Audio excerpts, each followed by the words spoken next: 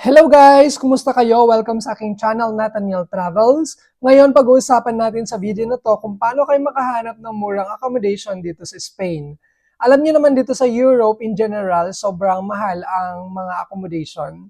So, ang video nito ay applicable sa mga Pilipino na gustong mag-travel, mag-tour dito sa Spain, or sa mga mag-move dito sa Spain tapos first months nyo or first weeks nyo. Sana magkaroon tayo ng idea kung paano kayo makakahanap ng murang accommodation dito sa Espanya. Ayan. So, umpisan natin. Dito sa Espanya, ang pinaka number one talaga na app na pinupunta ng mga tao ay ang Idealista. No? Pwede kayong pumunta sa Google, sa inyong laptop, or pwede rin kayong mag-download ng kanilang app mobile sa inyong smartphone or cellphone. Idealista. Ideal lista.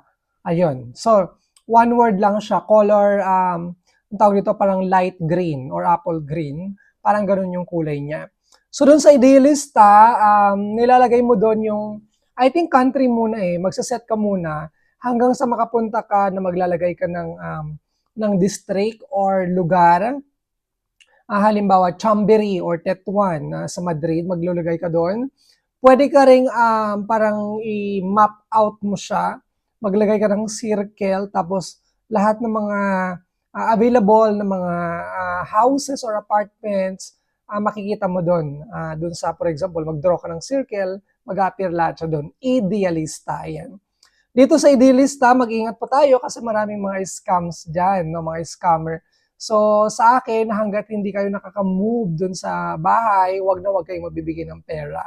Kasi sobrang alam niyo naman, mahal or mahirap ang buhay ngayon, sana wag tayong magpapa-loko. Ayan. Dito sa Idealista, pwede kayong makahanap dito ng room ng piso, ganyan. Magkano? Normally dito sa Madrid, may 400 pa ba? Wala na eh. Pag rooms, 300 to 400. Ganun. Ganun siya kamahal. No? Tapos, pag apartment, 700 to 1,200. Depende yan sa lugar. So, ang tip ko pa pala sa inyo, kung meron namang public transport, gaya ng bus or metro, medyo mas, ang tawag dito, yung, wag tayo sa city center kasi super mahal talaga siya. Wag na tayo makipagsiksikan dun sa city center. Maghanap na tayo ng lugar na mas mura. Ayan. So, another is hotels. Well, sa mga hotels talaga, pag-usapan natin yan, hotel, hostel, Airbnb, guest house, vacation rental, ayun. Nung nasa Pilipinas ako, ginagamit ko noon is, ano kasi pangalan nun? Agoda. Pero dito sa Europe, parang more on booking sila. Sa booking pala, or sa booking.com or Airbnb, kung member ka doon at lagi kang nagbo-book, nagkakaroon ka ng parang mga discount, no? Parang loyalty discount or something, ganun ata yun. So yun, ang pinaka, para sa mga hotel, no? Ang pinaka usual na ginagamit dito, booking.com. Hindi lang siya sa Spain, pati na rin siya sa buong Europe. Kailangan nyo mag-check in advance para makakuha kayo ng mas magandang deal. Yan. Kung halimbawa yung move-in nyo is like June, so ngayon is February, June, dapat nga nag-check na kayo ngayon. Okay? Sa booking naman at saka sa Airbnb, meron naman dyan yung pwedeng i-modify, cancel, or i-change, no? Yung mga dates, for example, hindi pa kayo sigurado, no? Yan.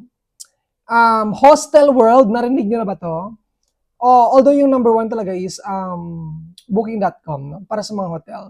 Hostel World, pero pwede rin kayo pumunta doon. Or sa Expedia. Yung Expedia, hindi lang sila sa mga accommodation, pati rin sa mga airline, ganyan. So, pwede kayo mag-book actually ng maaga, gaya ng sinabi ko kanina, or last minutes. Yung last minutes, minsan totoo yun. Na-try yan ng friend ko. So, nangyari sa friend ko, yung kanyang Airbnb, kinancel ng kanyang host, no? Tapos, last minute siya nag-book, the same day na nag-book siya, mas maganda pa, mas mura, tsaka para mas maluwang, something ganyan, mas spacious siya. So, yeah. Minsan hindi rin yung parang super aga ka. Minsan kahit yung the very last minute, makakakuha ka pa rin ng good deal. Ayan. Isang tip yan para makakuha kayo ng magandang accommodation. Ayan. Na-try niyo na bang mag-hostel? Yung hostel actually is parang shared accommodation.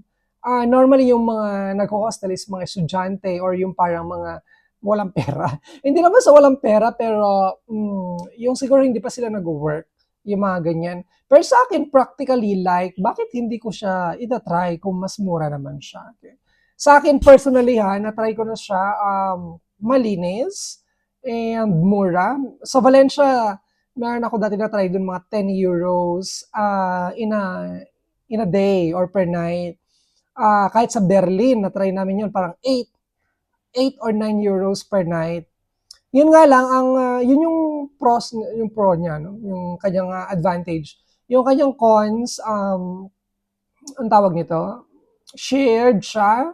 So, pagdating sa privacy, hindi mo masyado nakukuha yung privacy, or hindi naman sa wala kang privacy. Meron din naman, no? Kaso nga lang, shared siya. So, siguro kung meron kang gustong gawin, hindi mo siya magawa. So, ayun. Pero sa akin, overall, okay naman siya. Minsan meron yung parang kasama na yung breakfast, or sometimes meron yung promo nila na kasama pa ang lunch or dinner, ganyan. Depende yan sa hostel. Tsaka minsan maganda pa diyan, meron silang mga tour na sarili. So, na-try ko nag-hostel dati sa Bangkok, which is good. Sa Israel, okay naman siya. Saan pa ba ako Tsaka dito din sa Spain, okay naman siya, yes. Lalo na pag kayo, backpacker kayo, ganyan. Or kung halimbawa isang gabi, 2 gabi lang naman, why not to try hostels, ganyan.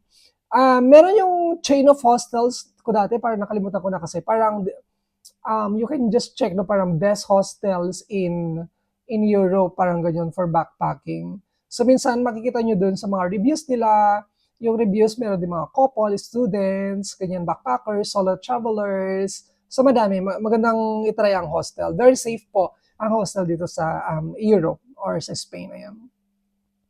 Yung Airbnb naman, kung gusto mo yung mas ma-feel mo na nasa bahay ka, ma-feel at home ka, maganda din ang Airbnb. We've tried it several times.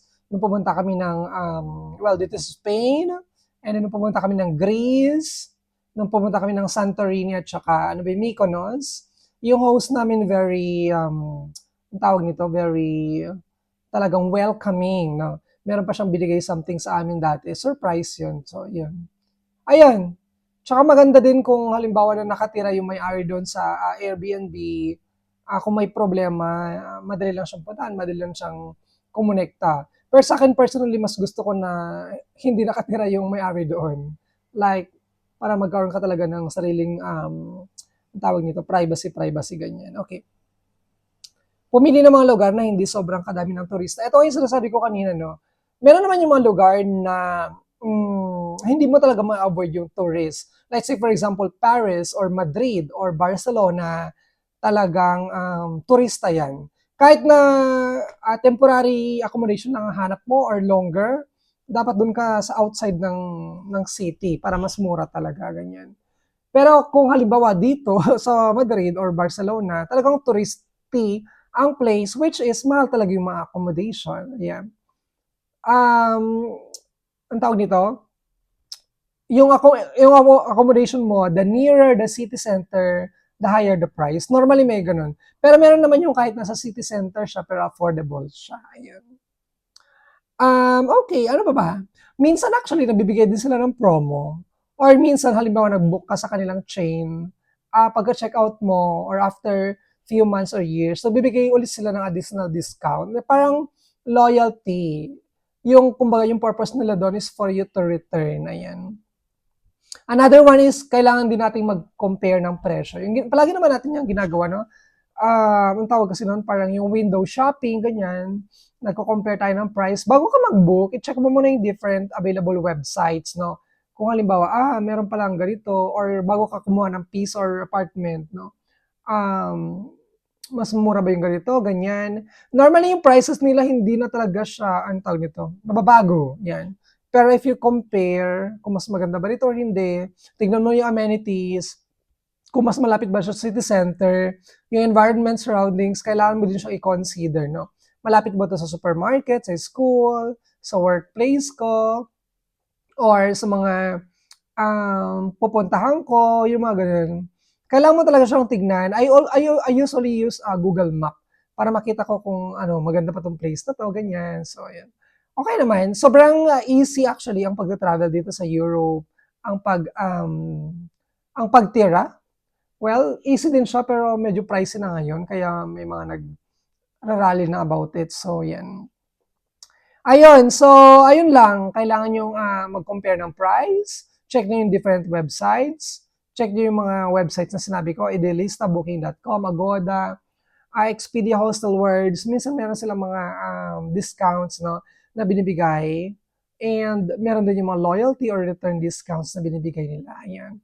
Meron din sila minsan mga promo kung bagong open, meron minsan yung mga bagong open ng mga accommodation, no, mga hotel or hostels na ang ganda, tapos mura lang siya, ganyan. And then check reviews. Kasi minsan talaga, meron din yung accommodation na hindi maganda. You can check the reviews. Ayun. So, ayun lang siya. So, I hope itong video na to is nakatulong sa'yo. And kung meron kang question, you can comment sa ating comment section. You can also check my related videos, ganyan. I blog several things, various topics here, especially in living here in Spain. So, yun. Pakisubscribe na din sa aking channel kung hindi ka pa nakakasubscribe. This has been Nathaniel and maraming salamat po from Madrid. Hasta luego.